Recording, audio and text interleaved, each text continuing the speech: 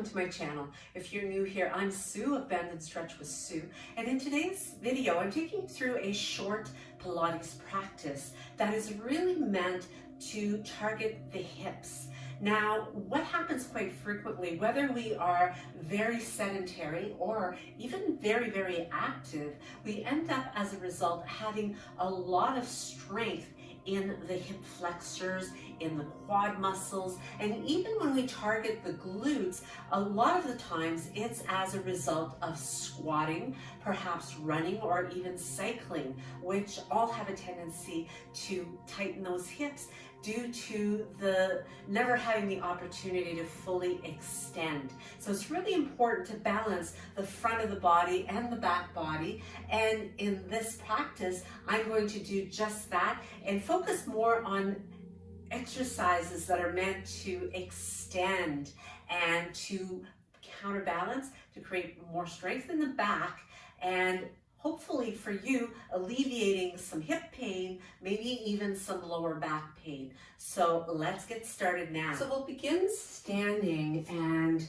coming into a Pilates stance where we're engaging through the powerhouse. There's a leveling of the pelvis, slight tuck of the tailbone, stacking of the rib cage and shoulders over top of those hips and the ankles. So from here, I'm just going to turn sideways so you get a better look at what the extension means. So we don't want to overcompensate by tilting forward at all. So if you needed to hold on to a wall or something in front of you to give you more stability, you could go ahead and do that. But you want to take the one leg, picking it up, and as you keep the leg long and straight, reaching the heel back and using the glute to squeeze. So as you continue with these repetitions, you've got the powerhouse on, you are trying to stay nice and relaxed through your upper body and really focusing on drawing that leg back without tilting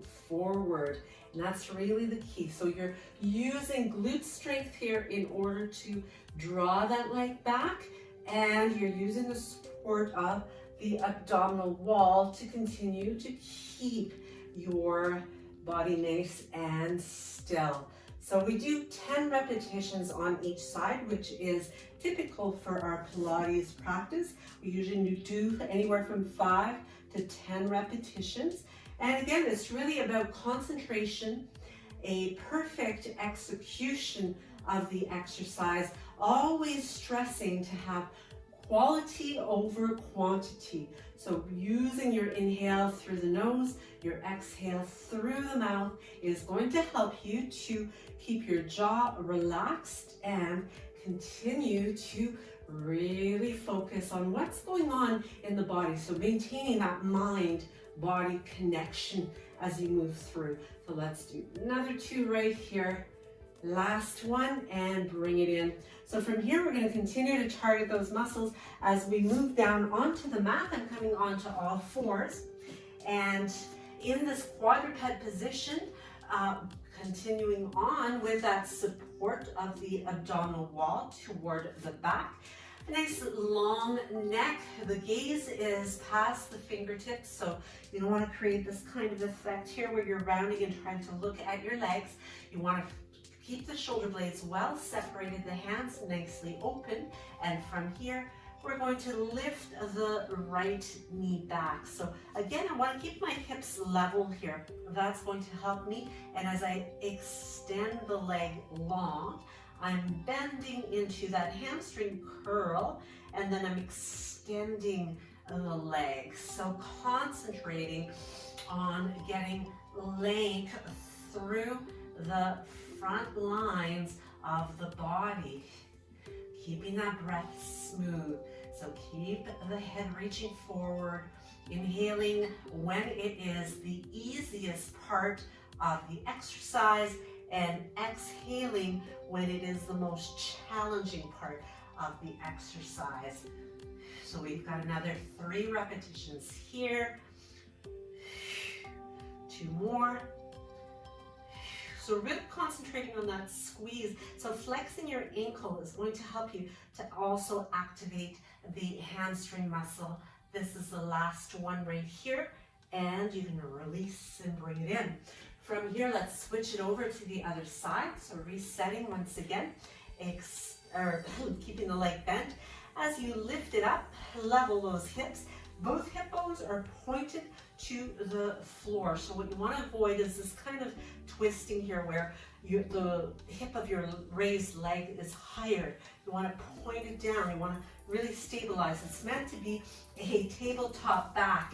So as you flex the ankle and squeeze that heel, and then extend and point the toes on your extension, or you could keep the ankle flexed. It's kind of nice to have the differentiator between the two as you work through it, and the entire time here you're going to feel the gluteal muscles really working to keep things engaged in that back body, and really feeling yourself working the glutes, but you can feel that you're not loading up those hips at all by working on these extensions. So let's do our final 4 here. Breathing in when it's easy, breathe out when it is more challenging. And last 2. Last 1. And bring it down. From here, you might want a little bit of a stretch, not too long. We want to keep that load on those muscles. And from here, we'll make our way down into a prone position. So from here, we'll take the hands, stack them at the top of the mat, resting the forehead on the stacked hands, and we're coming into heel beats. So we keep the legs parallel to each other as we begin, maintaining the tuck of the tailbone and maintaining length as well. So from here, we are going to extend, lifting those legs, opening them wide, and then tapping the heels for 2 beats. Open and tap, tap, open, tap, tap, open, tap, tap for 3, 4, 5, 6, 7, 8, 9, 10, and release it down. And moving on with more extension by taking the arms nice and long. We maintain the length in the upper body as well, but keeping those shoulder blades anchored in place for our stabilizers. So not only are we stabilizing through the hips, but also through the rest of the torso. And from here, we're going to come into a breath rhythm that's very similar to our 100 series, where we inhale for 5 and exhale for 5 counts.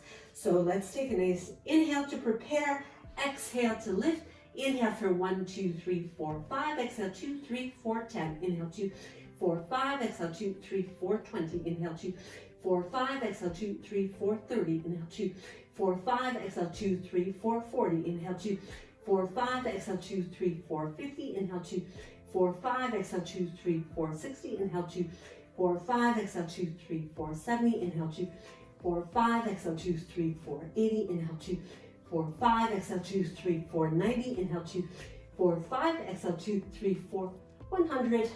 Bring those hands in by the chest, pressing up and pushing back into a little bit of a child's pose here, just for a few moments to give restoring balance to your spine. Moving from the extension just into a little tiny bit of flexion. And then taking it for our final exercise, where we come into a plank. And this one is called leg pull front, as we move into our plank position, aligning the body. And again, really paying attention to your alignment, the stacking of wrists, shoulders, alignment of the cervical spine, pull of that powerhouse, and we lift the right leg right back, so it's a squeeze of the glutes and place it down. Lift and lower, lift and lower. Now notice the hips are not leading the movement here. It's the glutes that are staying on as we keep moving through. We've got another 4 from here, for 5 on each side, and 2 more. Last one, and bring it down. Once again, stretch it out. Take a nice deep breath, let it go. Find your peace, nice and soothing. And that concludes this short little practice designed to really get you thinking about extending. So if you're finding that you've got a lot of discomfort, you need to do a lot of work here, perhaps you'll be able to identify that once you start to work on this. You could up the frequency of times that you come back to this workout. So I hope you liked it. Let me know down below in your comments how this might have helped you and how your hip flexors are feeling these days and what your tricks and tips are for relieving any tension there. So thank you so much for your time as usual. I really, really appreciate it. I love to see your comments. I appreciate those. Don't forget to subscribe if you have not already, and give me one of these if you like it. Hit that notification bell so you'll know when I upload some new content. You can check it out. Check me out in the next video. Namaste.